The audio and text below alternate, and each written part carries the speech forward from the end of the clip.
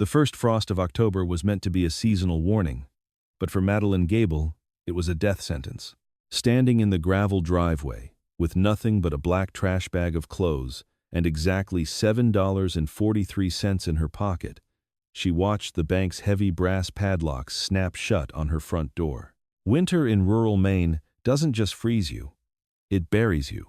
With no shelter and a brutal blizzard already threatening on the horizon, everyone in town assumed she'd either freeze to death or beg for mercy. Instead, Madeline built an impenetrable fortress out of discarded garbage and a single $7 purchase. What happened next wasn't just survival, it was the ultimate, devastating revenge. The betrayal tasted like copper and cold air. Madeline stood on the porch steps of the farmhouse she had called home for 12 years, her hands numb inside the pockets of a worn denim jacket. Across from her stood Gregory Gable, her late husband's older brother, flanked by 2 deputies from the Somerset County Sheriff's Office. When Madeline's husband, Peter, died unexpectedly from a massive cardiac arrest 8 months prior, he left behind a labyrinth of undisclosed debts. What Madeline hadn't known was that the deed to their beloved farmhouse had never been in Peter's name. It had always belonged to their father's estate, which Gregory controlled. For 8 months, Gregory played the grieving brother. Then, on a bitter Tuesday in late October, he sold the 40-acre property to a commercial logging conglomerate, pocketing a mid-6-figure sum and handing Madeline a 30-day notice. Those 30 days expired today. "It's just business, Maddie," Gregory said, his breath pluming in the freezing air. He didn't look her in the eye, choosing instead to stare at the toes of his expensive leather boots. "The developers bring the bulldozers tomorrow morning. You can't be here." Deputy Collins, a man who had eaten Madeline's blueberry pie at the town fair just 3 months ago, shifted uncomfortably. "I'm sorry, ma'am. Law's the law. We have to ask you to vacate the premises." Madeline didn't scream. She didn't cry. The shock had frozen her tears long before the autumn wind could. She picked up her garbage bag of clothes, a threadbare wool blanket, and her husband's old rusty camping hatchet. She walked past Gregory without a word, feeling the weight of his guilt and greed pressing against her back. She had nowhere to go. Her bank accounts had been drained by Peter's medical bills and the predatory probate lawyers.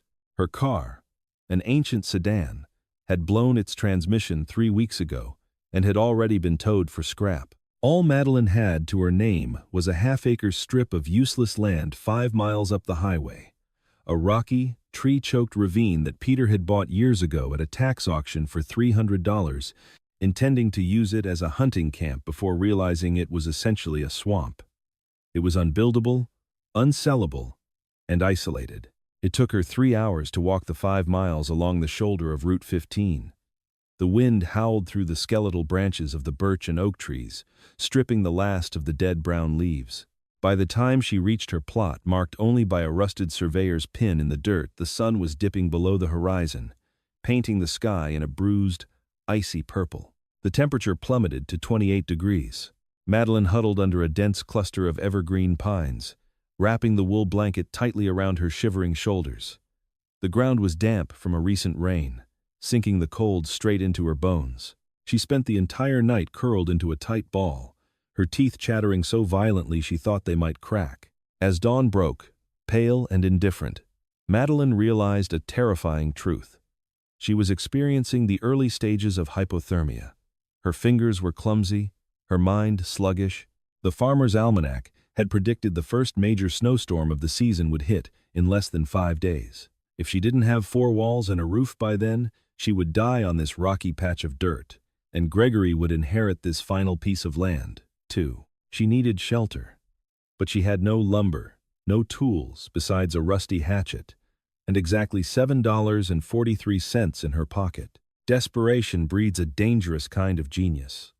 Madeline knew that building a traditional cabin was impossible. She didn't have the strength, the time, or the materials to fell massive trees and notch them into logs. A simple lean-to wouldn't survive the crushing weight of a Maine snowfall, nor would it keep out the relentless wind. She needed a structure that was aerodynamically sound, capable of shedding heavy snow, and entirely enclosed. She needed a Quonset hut, the half-cylinder structures used by the military during World War II. But how do you build a Quonset hut with $0 for materials, Her numb fingers traced the edge of the rusty hatchet. The woods were full of young, green saplings, ironwood and maple, that were highly flexible before the deep freeze set in. That was her frame, but she needed a skin for the shelter. 2 miles down the road sat Miller's Dairy, a massive commercial farming operation. Madeline remembered seeing giant, white, tubular plastic wraps piled up behind their barns, silage tarps used to ferment winter feed for the cows. Once the feed was used, the farmers simply sliced the heavy-duty plastic open and threw it in a massive burn pile or dump. Madeline hiked the 2 miles to the dairy farm, staying hidden in the tree line. At the edge of the property, a mountainous pile of discarded agricultural waste sat waiting for the incinerator. Heart pounding, she dug through the debris. She found it. A massive, heavy-duty white polyethylene silage tarp. It was filthy, smelling faintly of fermented corn, and had a massive slash down the middle. But it was incredibly thick, designed to withstand blizzards, UV rays, and gale-force winds. She dragged the 100-pound tarp through the woods, her muscles screaming in protest. It took her 4 agonizing hours to haul it back to her plot. Now she had her skin, and she had her frame in the woods. But she lacked the most critical component: a way to bind the frame together securely. Vines would snap. Shoelaces were too short. She needed industrial-strength lashing. Madeline walked another 3 miles into the nearest town, pushing her exhausted body past the point of collapse. She walked into Oak Haven Hardware, shivering violently, dirt smeared across her cheeks. The clerk, a teenager named Billy, eyed her suspiciously. Madeline walked straight to the masonry aisle. She ignored the expensive ropes, the $20 rolls of duct tape, and the heavy chains. She picked up a bright yellow spool of twisted nylon mason's line. It was rated for 160 pounds of tensile strength, waterproof, and contained over 500 feet of cord. The price tag read $6.99. She walked to the register and dumped her crumpled dollar bills and loose change onto the counter. "Just this," she croaked, her voice hoarse from the cold. With tax, it came to $7.37. She walked out of the store with 6 cents to her name and a spool of bright yellow string that held her life in its balance. Back at her camp, the real work began. Wielding the rusty hatchet, Madeline chopped down 20 young, flexible maple saplings. She cleared a flat rectangle on the highest, driest piece of her rocky land. She dug holes in the frozen dirt, placing the thick end of a sapling into a hole, then bending it over in a massive arch and burying the other end in an opposite hole. Using her $7 mason's line, she lashed the intersecting points together with tight, intricate knots. By the evening of the 3rd day, a skeletal, rib-like tunnel stood in the clearing. It looked fragile, but when she grabbed the central ridgepole and pulled with all her weight, the flexible arches simply absorbed the shock and bounced back. It was an engineering marvel. Finally, she hauled the massive white silage tarp over the skeleton. She used heavy rocks and packed dirt to bury the edges of the plastic deep into the ground, sealing out the wind completely. She folded the front flap over itself to create a makeshift door. She crawled inside. Instantly, the roaring wind was silenced. The air inside was still. It wasn't warm, but it was safe. Madeline collapsed onto the dirt floor and wept, not from despair, but from the fierce, burning triumph of having built a fortress for $7. But her victory was premature. The true enemy wasn't just the wind. It was the freezing temperatures. And to fight that, she needed fire. The morning after Madeline finished her Quonset hut, the first flakes of the impending blizzard began to fall. The sky turned the color of slate, and the temperature dropped to a bitter 15 degrees. Madeline had survived the wind, but the ambient cold inside the uninsulated plastic tent was lethal. She needed a heat source. She spent the morning frantically scavenging for rocks, building a small, circular fire pit near the center of the hut. For a chimney, she sacrificed a rusty metal bucket she found in a ditch, cutting out the bottom and lashing it to a hole she carefully cut in the roof, sealing the edges with mud and clay from the creek bank to prevent the plastic from melting. Then came the firewood. This was the fatal flaw in her survival plan. It was late autumn. The woods had been soaked by weeks of relentless October rains, followed immediately by freezing temperatures. The dead branches she dragged back to her camp were heavy, waterlogged, and frozen solid. Every woodsman in Maine knows that you cannot burn green or wet wood. It needs to be split and left to dry, cure, for at least 6 months. Desperate, Madeline piled the wet, icy branches into the fire pit, added a handful of dry pine needles she had kept in her pockets, and struck a match. The pine needles flared, licking at the wet bark. The wood hissed. Water bubbled out of the ends of the branches. Then a thick, acrid, blinding white smoke began to pour from the fire pit. It didn't go up the makeshift chimney. It billowed outward, filling the Quonset hut in seconds. Madeline choked, her eyes burning like they had been rubbed with sandpaper. She crawled on her hands and knees, desperately shoving the plastic door flap open to gasp for fresh air. She lay in the snow, coughing violently, watching the thick smoke pour out of her shelter. The fire died within 5 minutes, leaving behind nothing but charred, wet logs and a freezing shelter that now smelled of toxic smoke. Panic finally set in. She had shelter, but no heat. The wood wouldn't burn. Without fire, the moisture from her own breath would eventually freeze on the inside of the plastic, creating an icebox that would kill her in her sleep. Defeated, she dragged the remaining wet firewood inside, stacking it in a massive, curved pile against the back wall of the Quonset hut, out of the way. She wrapped herself in her single wool blanket and prepared for what she assumed would be her final night. But the next morning, Madeline didn't wake up freezing. She woke up sweating. She threw off the blanket, confused. It was freezing outside. She could see a fresh layer of snow pressing against the bottom of the plastic walls. But inside the hut, the air was shockingly warm. It felt humid, tropical almost. She stood up and looked around. The thick agricultural silage tarp she had scavenged wasn't entirely opaque. It was a milky, translucent white. The morning sun was hitting the plastic. Because she had built a half-cylinder, a perfect dome, the shape was trapping the solar radiation. Furthermore, the thick plastic was designed by agricultural engineers to trap heat to ferment corn. Madeline had accidentally built a massive, highly efficient greenhouse.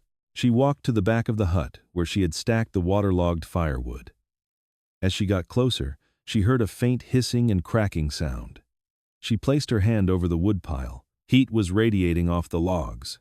The intense, magnified sunlight, hitting the curved back wall of the hut, was baking the wood. The moisture inside the logs was being forcefully evaporated by the greenhouse effect, turning the back of her $7 hut into a high-powered solar kiln. She grabbed a log. It was significantly lighter than it had been yesterday. The bark was warm to the touch and peeling away. That night, she built another fire.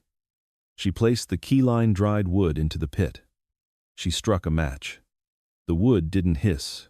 It caught instantly, bursting into bright, clean, hot, smokeless flames. The heat radiated off the curved plastic walls, reflecting back into the center of the room.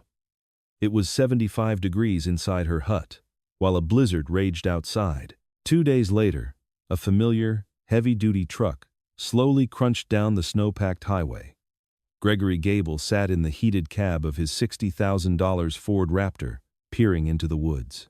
He had come to check the property, fully expecting to find a frozen corpse or, at the very least, evidence that Madeline had abandoned the land and crawled to a homeless shelter in the city. He wanted the land declared abandoned so he could petition the county to absorb it into his adjacent plots. Instead, as he peered through the naked, snow-covered trees, he slammed on his brakes. There, glowing like a massive, warm lantern in the pristine white snow, was a sleek, perfectly engineered dome, and rising from the center of it, dancing merrily against the gray winter sky, was a thick, steady plume of clean, hot wood smoke. Gregory rolled down his window, the bitter wind biting his face. He stared in absolute disbelief. He had thrown her out with nothing. He had ensured she had no money, no tools, and no shelter. Yet there she was, outsmarting the brutal Maine winter. But Gregory wasn't a man who accepted defeat easily. Seeing Madeline survive didn't evoke guilt. It sparked a deep, venomous rage. If the winter wouldn't kill her, he decided, he would have to find another way to freeze her out. Gregory Gable did not sleep that night. The image of the glowing, smoke-breathing dome on the land he considered his own burned behind his eyelids. He had spent his life accumulating wealth and influence in Somerset County, leveraging his family name to bully and buy his way to the top of the local real estate market. Madeline was supposed to be a pathetic, shivering footnote to his latest acquisition. Instead, she was defying him, defying the winter, and humiliating him in the process.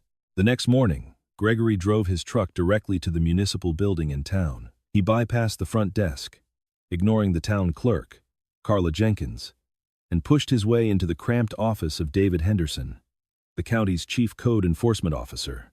David was a bureaucratic purist, a man who lived for zoning maps, permit applications, and structural violations.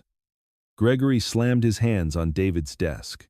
"There's a squatter on parcel 402 out on Route 15. Gregory lied smoothly, omitting the fact that Madeline technically held the deed to that specific half-acre. "She's built some kind of illegal, unpermitted shanty in the woods. It's a fire hazard. I want her evicted and the structure condemned immediately." David frowned, pulling up the county plat map on his computer. "Parcel 402? That's the rocky strip by the old logging road. Who's out there in this weather?" "My unstable sister-in-law," Gregory said, feigning concern. "She's lost her mind since my brother passed. She's going to freeze to death, or burn the woods down. You need to red tag the structure today, David, for her own safety." By noon, the blizzard had temporarily broken, leaving behind a blinding, brilliant white landscape and a bone-chilling temperature of 4 degrees Fahrenheit. David Henderson's county SUV crunched to a halt on the shoulder of Route 15, accompanied by Deputy Collins, the same deputy who had participated in Madeline's eviction. They trudged through the knee-deep snow, the wind biting at their exposed faces. As they crested the small ravine, David stopped in his tracks, his jaw dropping. "Good Lord," David whispered. "What is that?" The Quonset hut stood resolute against the snowdrifts, a smooth, aerodynamic marvel. The thick white silage tarp had shed the heavy overnight snowfall perfectly.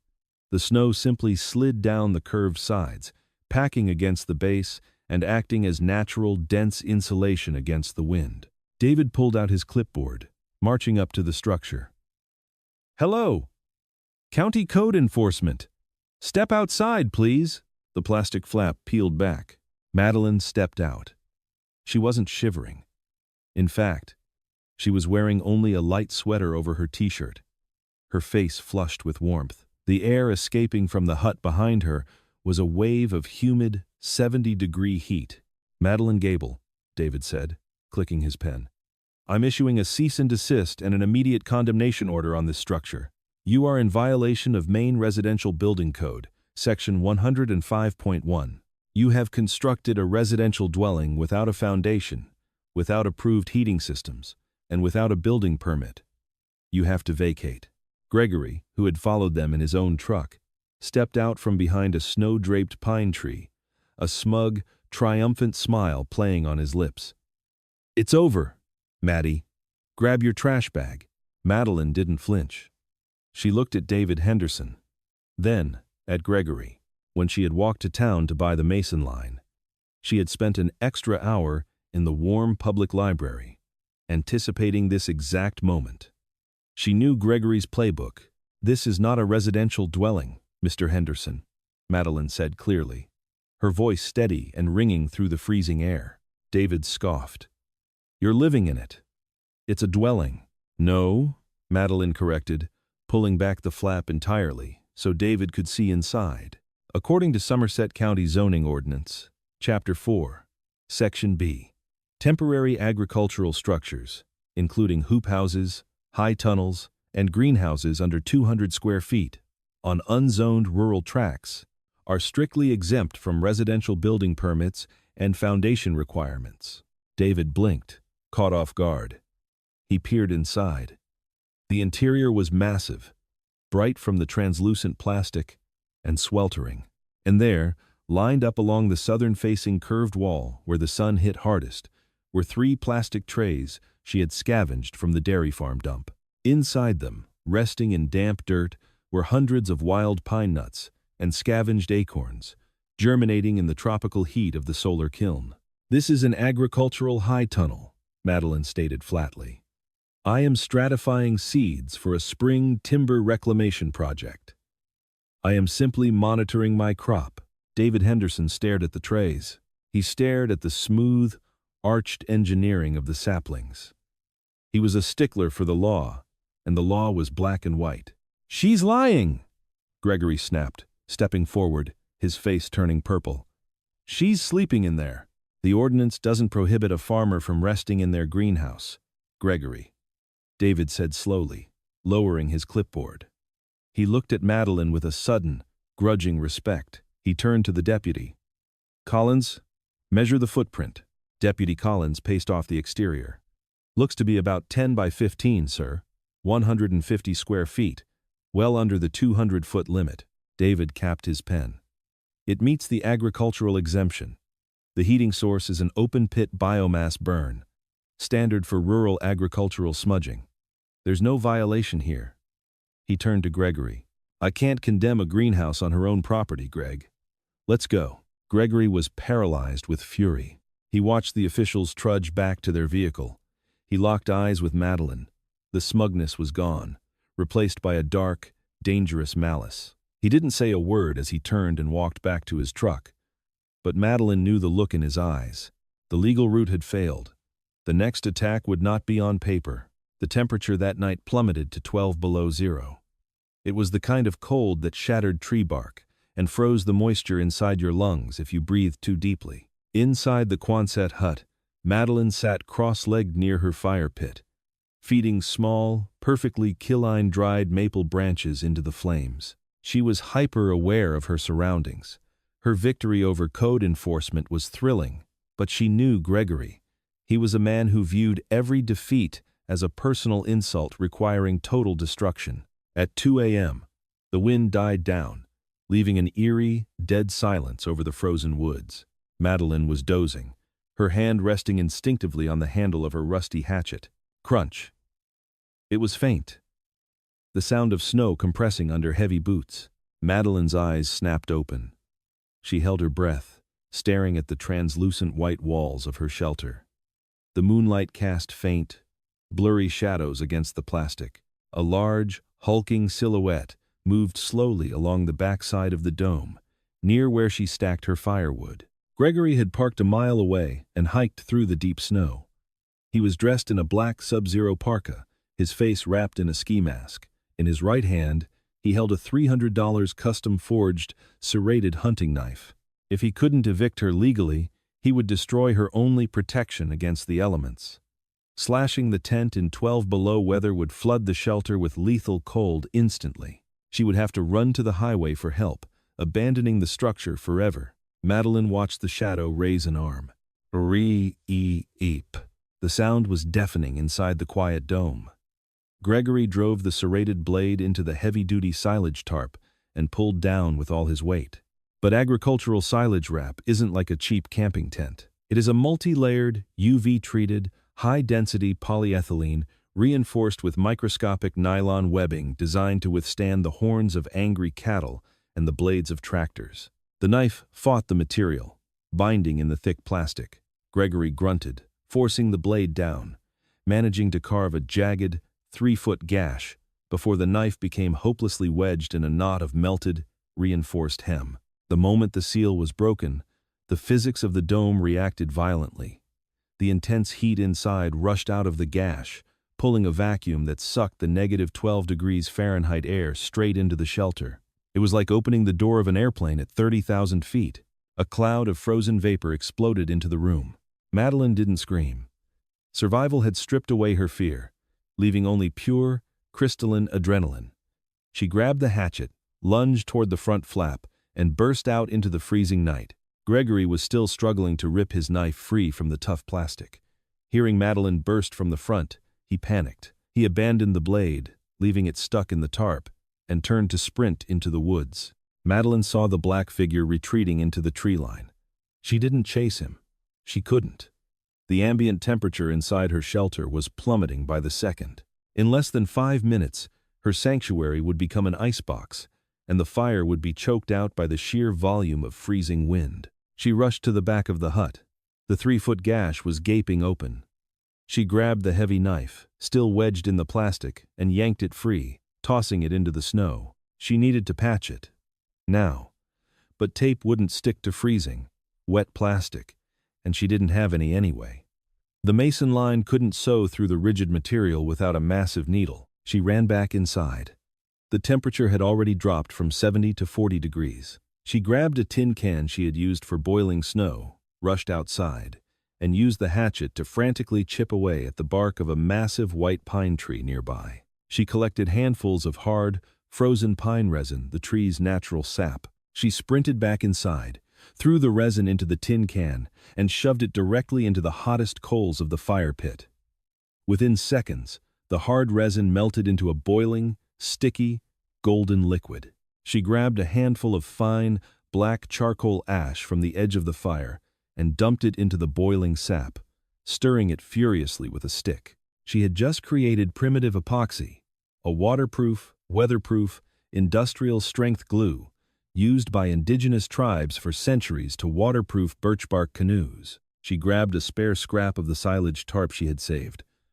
Working with frantic, burning speed, she rushed to the interior of the gash. She used the stick to smear the boiling, black pine pitch glue along the edges of the tier. It hissed and smoked as it hit the cold plastic, slightly melting the polyethylene and bonding with it at a molecular level. She slapped the scrap plastic over the tier, pressing it hard against the searing hot glue, her bare hands blistering from the heat. Within 60 seconds, the cold ambient air froze the pine pitch solid. It cured into a rock-hard, airtight seal. The rushing wind stopped. Madeline collapsed onto the dirt floor, gasping for breath, watching the fire slowly begin to reheat the trapped air. She had saved her life by seconds. The next morning, as the sun rose and the solar kiln began to bake the interior back to a comfortable humidity, Madeline stepped outside to inspect the patch. It held perfectly, a black, jagged scar on the pristine white dome. Then, she looked down at the snow. Half buried near the footprint of the attacker was the weapon he had left behind. Madeline picked it up. It was a beautiful, heavy hunting knife with a bone handle, and there, etched deeply into the polished steel of the blade, was a custom monogram, G. Gable. Madeline ran her thumb over the engraved letters. A slow, chilling smile spread across her face. Gregory had tried to freeze her out, but instead, he had just handed her the very weapon she would use to destroy him. The monogrammed hunting knife sat on a makeshift table of stacked firewood inside the sweltering Quonset hut. Madeline stared at the engraved G. Gable gleaming in the sunlight filtering through the dome. Her first instinct was to march straight to the Somerset County Sheriff's Office and slam the weapon onto the front desk. But as the adrenaline of the night faded into the calculating cold of morning, reason took over. Deputy Collins had stood by Gregory during her eviction. He had driven the code enforcer out here, in a rural town where the Gable family had deep pockets and deeper roots. A monogrammed knife found in the snow could easily be dismissed as dropped during a routine property inspection. It wasn't enough to put Gregory in handcuffs. Not yet. More importantly, the knife raised a glaring, terrifying question. Why? Gregory was a man driven purely by profit. He had already sold the farmhouse and the sprawling 40 acres for a mid-six-figure payday. Madeline's half-acre, parcel 402, was a rocky, unbuildable trench that her late husband had bought for $300 at a tax auction. It was commercially worthless, yet Gregory had risked a felony charge breaking, entering, and attempted assault with a deadly weapon just to freeze her out of it. Greed doesn't take unnecessary risks, Madeline thought, wrapping her wool blanket tighter as she stoked the morning fire. Unless the risk is protecting an even bigger payout, she needed to understand exactly what Gregory had sold. Leaving the fire banked low, Madeline bundled up and made the grueling 5-mile trek back into town. She didn't go to the hardware store this time. She walked directly into the Somerset County Registry of Deeds. Carla Jenkins, the town clerk, looked up from her computer, her eyes widening at the sight of Madeline. The entire town had heard the rumors that Peter Gable's widow was living in a plastic bubble in the woods. "Maddie?" Carla whispered, glancing nervously toward the back offices. "Honey, you shouldn't be here. Gregory was in here yesterday, fuming mad. He's trying to file an abandoned property claim on your lot. He can't." "I'm occupying it," Madeline said, her voice raspy but ironclad. "Carla, I need to see the topographical and plat maps for the 40 acres Gregory just sold to the logging developers. And I need to see the deed history for parcel 402. Carla hesitated, but the quiet, desperate intensity in Madeline's eyes broke her resistance. She tapped her keyboard and swiveled the heavy CRT monitor around. The screen displayed a grid of the county. The 40 acres Gregory had sold, labeled Parcel 401, was a massive square of dense, highly valuable timberland. But as Madeline studied the borders of the property, her breath caught in her throat. The northern, eastern, and southern borders of Parcel 401 were completely surrounded by the Blackwood State Protected Wetlands. No commercial vehicles could legally cross state-protected wetlands, let alone heavy logging machinery. That left only the western border. Madeline traced her dirt-stained finger along the western edge of Gregory's massive plot. It didn't touch the public highway. Between the highway and Gregory's timberland was a narrow, half-acre, rectangular strip of rocky land. Parcel 402, her land. "Carla," Madeline said, her heart hammering against her ribs. "How wide is my parcel?" Carla squinted at the screen. "Looks like it's exactly 55 feet wide, running parallel to Route 15. And the logging company. They need an access road to get their bulldozers and timber haulers onto Gregory's land." "What's the county minimum width for a commercial logging road?" Carla clicked a few buttons to pull up the zoning codes. 50 feet, plus a required setback. Madeline stepped back from the counter, the realization hitting her like a physical blow. The 40 acres of premium timber Gregory had sold for $500,000 was completely landlocked. The only legal way in or out for the heavy machinery was straight through her half-acre. Without her land, the logging conglomerate couldn't harvest a single tree. Her husband, Peter, hadn't bought a useless swamp. He had unknowingly bought the bottleneck. Gregory hadn't just sold the family farm.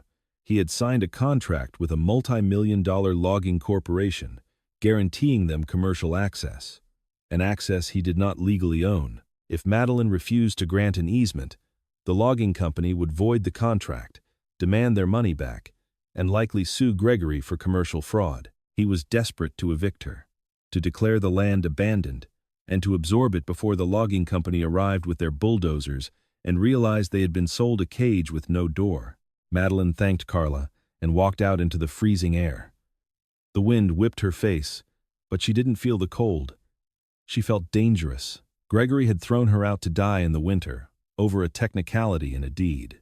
Now, she was going to use a technicality to bury him. 2 days later, the silence of the winter woods was shattered by the deafening roar of diesel engines.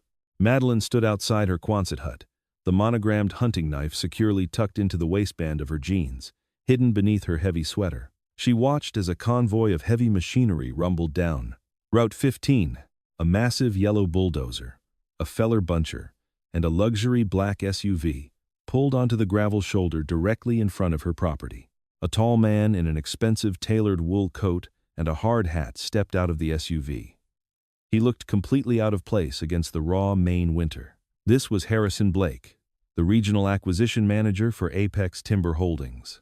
Harrison signaled for the bulldozer operator to idle the engine, then marched confidently toward the tree line, a thick manila folder tucked under his arm. He expected to find a clear path to begin clear cutting. Instead, he found a gleaming white, aerodynamic dome structure blocking the exact center of the 50-foot gap, with a woman standing resolutely in front of it. "Excuse me," Harrison shouted over the idling engines, his breath pluming. "You're going to have to pack up your camp, ma'am. We're breaking ground today. You're trespassing on an active commercial logging site." Madeline didn't move. She let him march all the way up to the edge of her makeshift greenhouse before she spoke. "I'm not trespassing, Mr. Blake," she said calmly, reading the embroidered name on his company jacket. "You are." Harrison stopped, an impatient sigh escaping his lips. He dealt with squatters and protesters all the time. Listen, lady. I have a legally binding deed right here in this folder, signed by Gregory Gable. We own the 40 acres behind you, and we own the access rights to it. If you don't move that plastic tent in the next 10 minutes, my bulldozer is going to flatten it. Gregory Gable doesn't own this half-acre, Madeline replied, her voice cutting through the mechanical noise like a razor. I do, and there is no recorded easement for commercial access. Harrison gave a condescending chuckle. He pulled a map from his folder. We did a full title search. Gable guaranteed a 50-foot right-of-way. He guaranteed something he didn't possess, Madeline said. She pulled a folded, stamped document from her pocket, a certified copy of the deed she had obtained from Carla Jenkins 2 days prior. She handed it to him. This is the deed for parcel 402. It's in the name of Peter Gable, transferred legally to his widow, Madeline Gable, me. It runs 55 feet wide along the highway. State wetlands border your other 3 sides.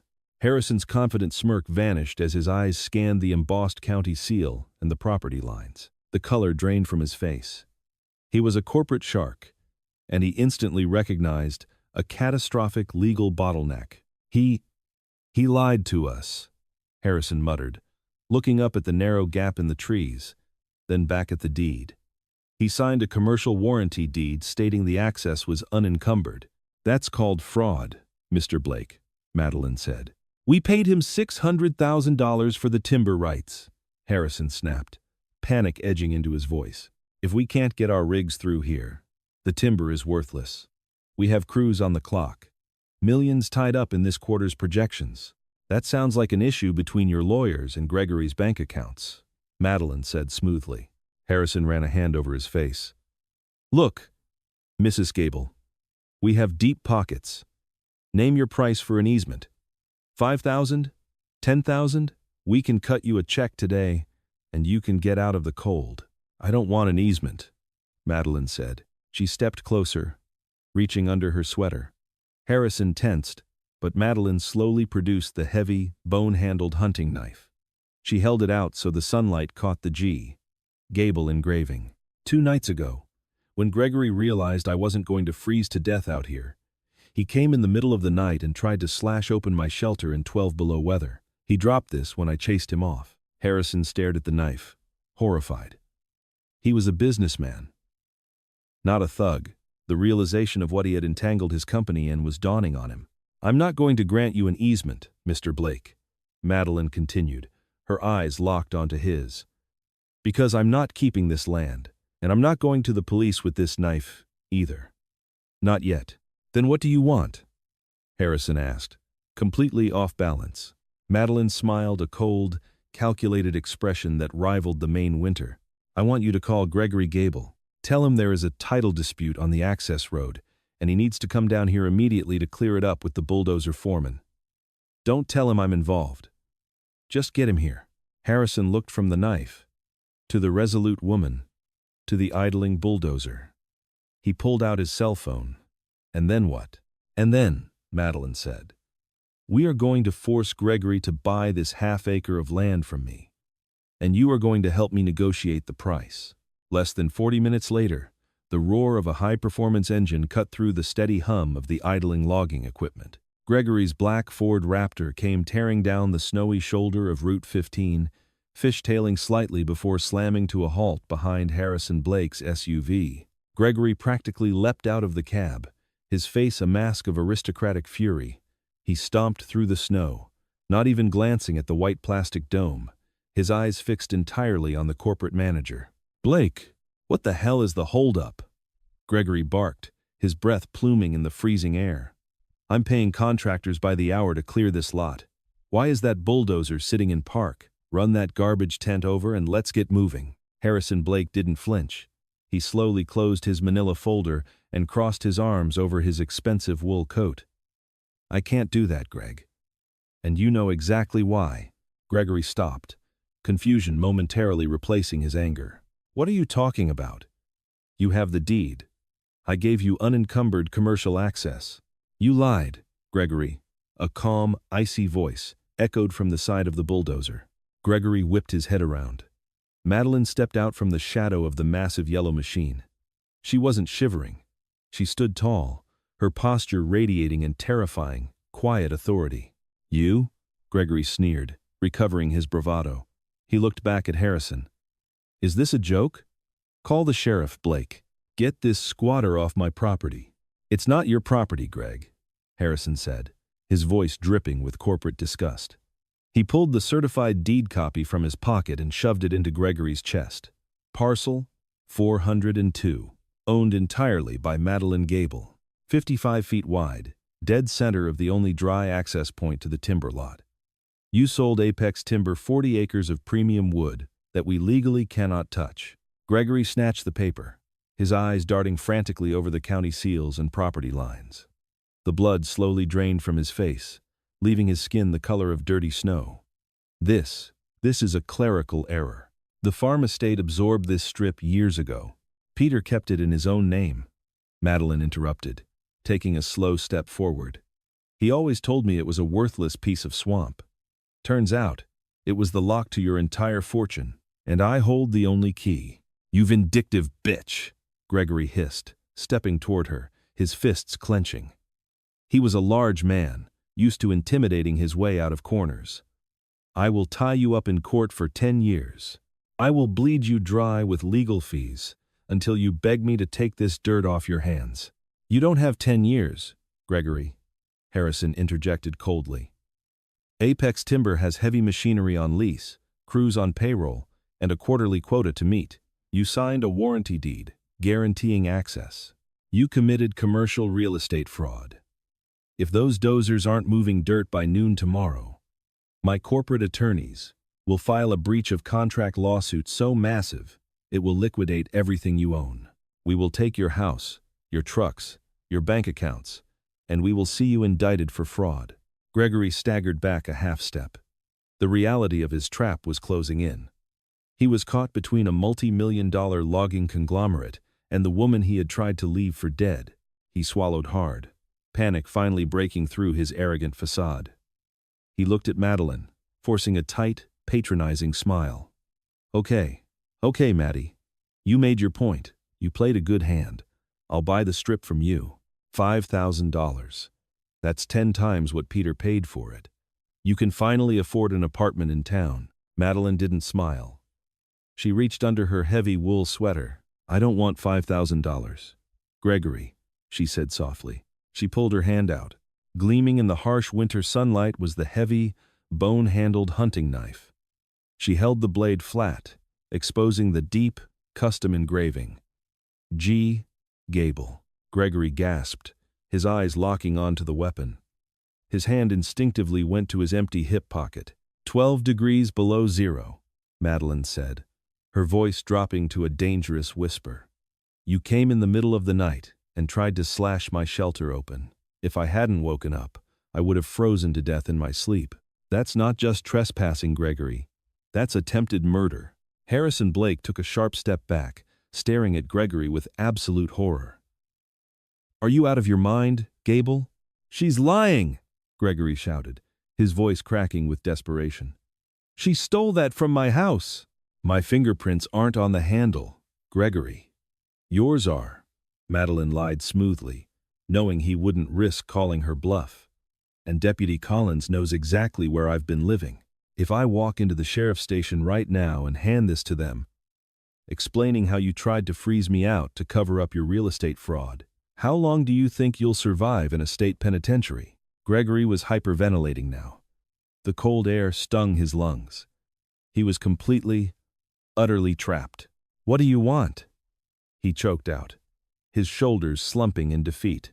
Madeline stepped right up to him, looking deep into the eyes of the man who had stolen her home and her dignity. "You sold Peter's farm for $450,000, Madeline stated.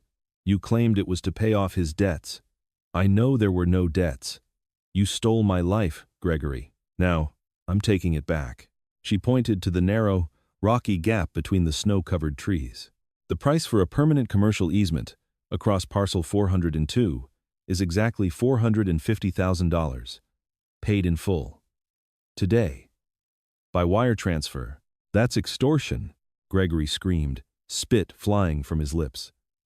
I don't have that kind of liquid cash. The Apex money is in a locked escrow account pending the timber harvest. Then you better call your broker and start liquidating your personal stock portfolio, Madeline said, turning her back on him. She looked at Harrison. Mr. Blake, I suggest you keep your engines warm. Once the funds clear my account, you can drive your bulldozers right over my tent. The interior of the Somerset County Savings Bank was suffocatingly warm, a sharp, sterile contrast to the organic, earthy heat of Madeline's solar kiln. The air smelled of expensive floor wax, freshly brewed dark roast coffee, and the subtle, metallic tang of sheer panic. Madeline sat in a plush, high-backed leather chair across from the bank manager's massive mahogany desk. She had not changed her clothes. She still wore the worn denim jacket, the heavy, soot-stained wool sweater, and the scuffed boots that had carried her through the freezing mud. Her fingernails were lined with the stubborn black residue of boiled pine pitch and charcoal ash. Yet, despite her rugged appearance, she sat with the perfect, terrifying stillness of a reigning monarch. To her left sat Attorney Mitchell, a silver-haired, ruthlessly efficient corporate lawyer whom Harrison Blake had retained on a massive hourly retainer just an hour prior to expedite the commercial easement documents. Mitchell was methodically organizing a stack of heavy-stock legal papers, his gold pen tapping a steady, rhythmic cadence against the glass surface of the table. Across the room, pacing near the frosted glass windows, was Gregory Gable. He looked like a man who was actively drowning in an invisible ocean. He had shed his expensive Sub-Zero parka, tossing it carelessly onto a waiting room chair, and large, dark sweat stains were expanding under the armpits of his tailored dress shirt. He had aged a decade in the span of a single morning. The arrogant sneer that had defined his features when he evicted Madeline from her farmhouse was entirely gone, replaced by the hollow, wide-eyed stare of a cornered animal. "I don't care about the early withdrawal penalty, Richard," Gregory barked into his cell phone, his voice cracking as he practically yelled at his wealth manager on the other end of the line. "I need the $300,000 from the Vanguard account liquidated and wired to my primary checking immediately. Yes, I know it triggers a massive capital gains tax event. Do you think I have a choice? Just sell the damn shares, and the boat tell the broker to accept the lowball offer from yesterday. I need the cash cleared in 20 minutes, or I'm going to lose everything." He hung up the phone, his hands trembling so violently he nearly dropped the device.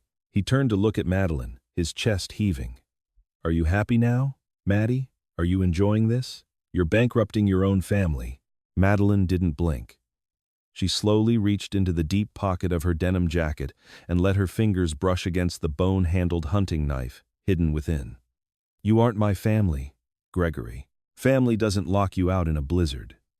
Family doesn't carve open your only shelter at 2 in the morning when the wind chill is 12 below zero.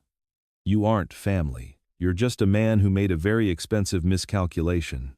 Harrison Blake, the regional acquisition manager for Apex Timber Holdings, stood leaning against the heavy oak door of the office. He checked his stainless steel Rolex for the 4th time in 10 minutes.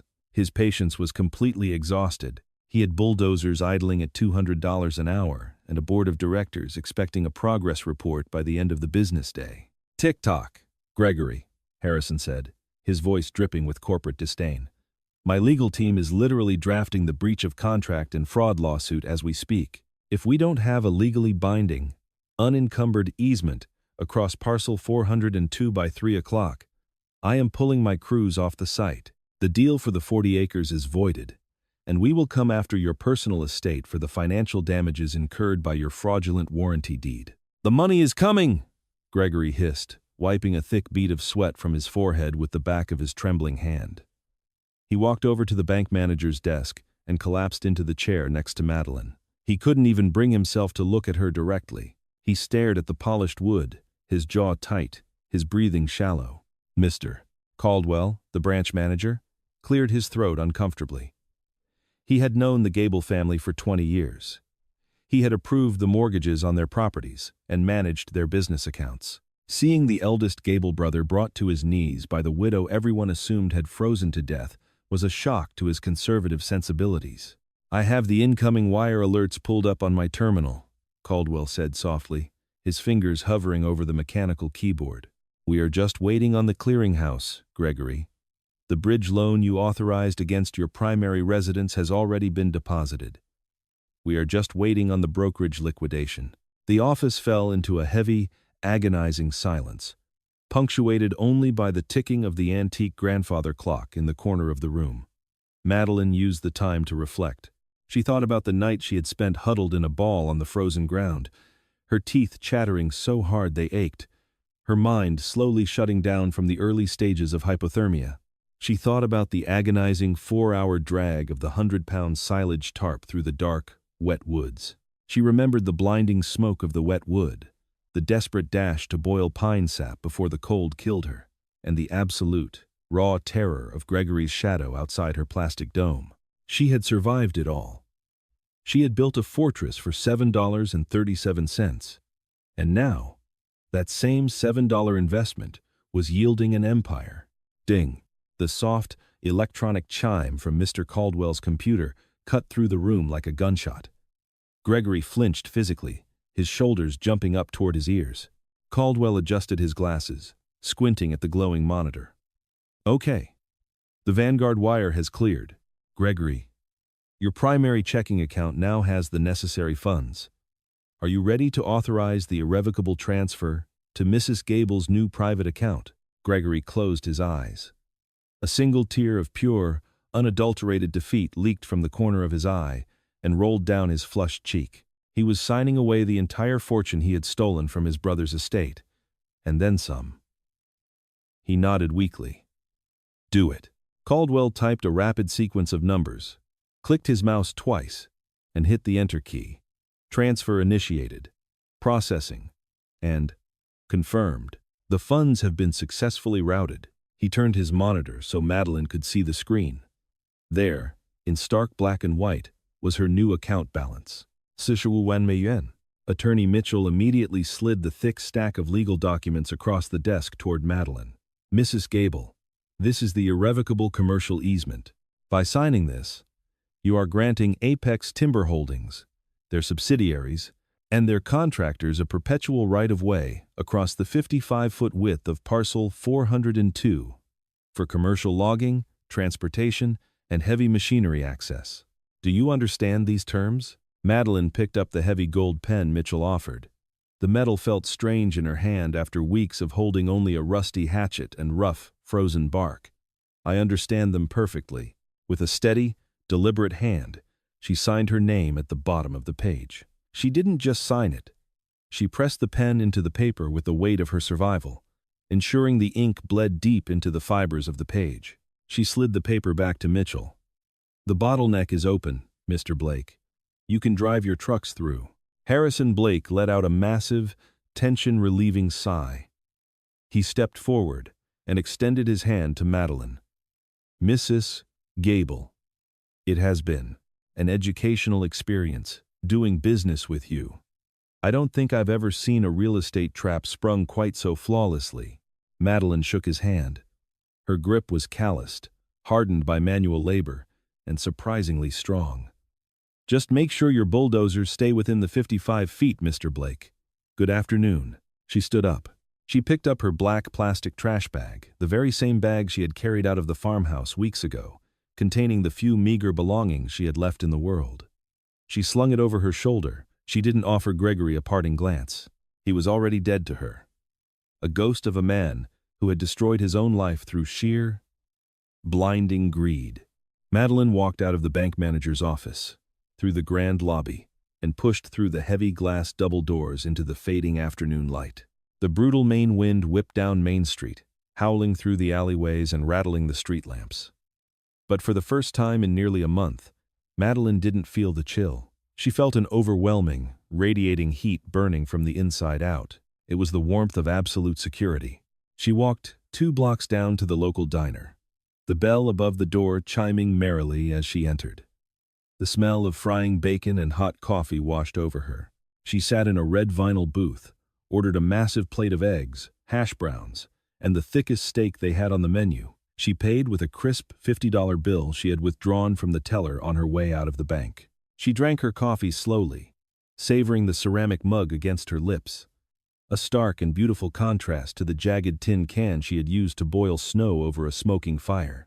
After her meal, she walked outside and hailed a passing taxi, a luxury she hadn't been able to afford for years. "Route 15, she told the driver, settling into the heated back seat. Just past the old Miller dairy farm. The landscape rolled by her window. The grueling 5-mile trek that had nearly killed her on the night of her eviction now passed in a matter of 8 comfortable minutes. The world looked different from the back of a warm car. The terrifying, skeletal trees now just looked like winter woods. The fatal snowdrifts were just scenery. When the taxi pulled onto the gravel shoulder of Route 15, the Apex Timber crew was fully mobilized. The massive yellow bulldozer was no longer idling in park. Its massive steel treads were grinding against the frozen earth. Positioned right at the edge of the property line, its diesel engine roaring with barely contained power, Madeline paid the driver, tipped him generously, and stepped out into the snow. She walked past the bulldozer operator, who gave her a respectful, 2-finger salute from the heated cab. She trudged through the knee-deep snow until she reached the clearing. There it was, the Quonset hut. The gleaming white, aerodynamic dome that had defied the laws of nature, the building codes of Somerset County, and the murderous intent of Gregory Gable. Smoke was no longer rising from the makeshift chimney. The fire had died down to glowing red embers hours ago. Madeline stepped through the front flap one last time. The air inside was still warm, heavily insulated by the thick silage tarp. The smell of pine pitch, wood ash, and damp earth filled her senses. She walked to the back of the hut, where the solar kiln effect was still faintly warming the remaining stack of firewood. She looked at the 3 plastic trays of pine nuts and acorns she had used to outsmart the code enforcer. Tiny green shoots were pushing through the dirt, oblivious to the freezing world outside. Life finding a way in the harshest conditions. She didn't take the heavy white plastic. She didn't take the rusty hatchet that had chopped her firewood and boiled her pine epoxy. She had no need for survival tools anymore. She walked to the center of the structure, looking up at the intersecting arches of the flexible maple saplings. She found the central load-bearing knot, the intricate binding she had tied with her freezing, numb fingers. She reached into her pocket, pulled out the bone-handled hunting knife with the G. Gable engraving, and flipped it open. With one swift motion, she sliced through the bright yellow mason line. Without the tension of the lashing to hold the kinetic energy of the bent wood, the physics of the dome instantly failed. The flexible maple saplings violently snapped back to their straight, vertical positions. The heavy white plastic tarp instantly collapsed, flattening against the dirt floor, burying the fire pit, the germinating seeds, and the memories of her desperate, brilliant survival. Madeline bent down and picked up a long piece of the severed yellow string. She wound the cheap nylon cord around her hand, a $7 reminder of the exact price of her resilience. She slipped the string and the knife into her pocket. She walked back to the highway, the snow crunching under her boots. She stopped next to the massive yellow bulldozer and looked up at the operator. She gave him a single, definitive nod. The operator pulled back on the heavy steel levers. The massive diesel engine roared to life, a cloud of black exhaust shooting into the gray winter sky. The bulldozer lurched forward, its massive steel blade dropping low. It rolled straight over the collapsed white plastic, the heavy treads churning the earth, crushing the maple saplings into splinters, and driving straight into the dark, frozen woods beyond to claim the 40 acres of timber. Madeline Gable didn't look back to watch the destruction. She turned her collar up against the wind and began walking down the shoulder of Route 15 back toward town. Her head held high, a millionaire with a trash bag over her shoulder, ready to buy a new house before the first true snows of December began to fall. Madeline Gable's story is a profound testament to the indomitable nature of human will when pushed to the absolute brink. Stripped of her home, her finances, and her dignity by a greedy relative, she refused to become a passive victim of the brutal Maine winter. Instead of begging for mercy, she weaponized her environment. Through sheer ingenuity, she transformed agricultural garbage and a $7 spool of string into a thermodynamic miracle that not only kept her alive, but forced her enemy to expose his own fatal vulnerability. The Quonset hut was never just a shelter.